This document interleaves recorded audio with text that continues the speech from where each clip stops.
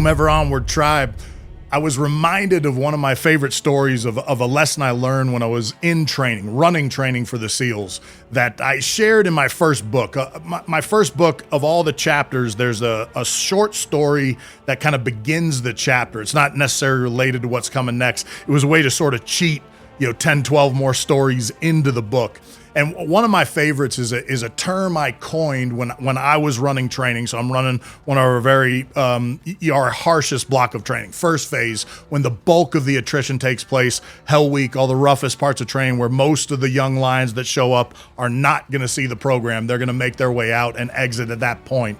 And I coined a phrase that it'll strike you at first, but then I'll explain as we go forward. And it's something that I called random acts of instructor violence. Random acts of instructor violence. People ask me all the time, what's the kind of secret of SEAL training? Usually the question is about what are the secrets to getting through, and we'll talk about that. There are none, but people ask that. Often they don't ask the maybe more interesting question, which is, why do we do what we do? Why are the evolutions built in such a way to elicit what from a candidate to see what will come out the other end? And random acts of instructor violence, in my mind, is really one of the true secret sauces of our program.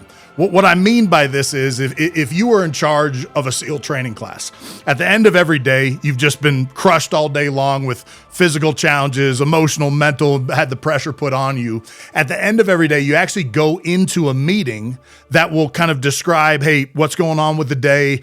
This is what took place. If there's any, anything that needs to be done to actually clean up the day, somebody has a pay issue, something's going on in medical, they'll square that away. At the end of that meeting, the SEAL proctor, so the instructor that's kind of the mom of that class, so to speak, will give the direction to the class leader for what's going to happen the next day. So it would go something like, hey, tomorrow morning you're going to have the class on the pool deck, our combat diving tank. You're going to have the class on the pool deck at 6 a.m. No later, dead on 6 a.m. You better be there.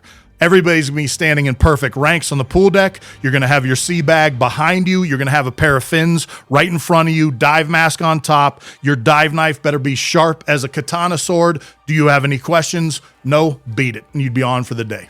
Now, as instructors, when we show up the next morning to that evolution, if the class is still kind of getting it together on the pool deck at 6:02 and is trying to square themselves away, you can imagine how that day of training is going to go. No need to get in the pool, pick up your buddy, let's start running the ocean. You're going to get beat for the next 6 hours straight because you failed to meet the standard of what we asked of you.